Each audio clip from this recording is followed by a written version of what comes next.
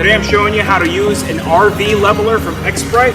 You're going to start by opening up your bag, and you're going to start with these rubber strips. Now make sure that you push the rubber strip so that it meets right where the wheel is going to meet the road or the dirt.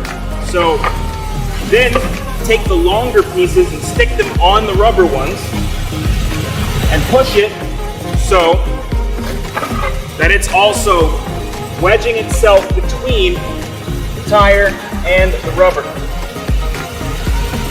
Once that's on there, we can roll it forward.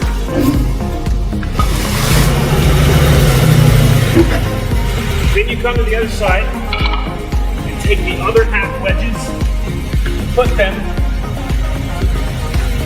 on the other side where this meets.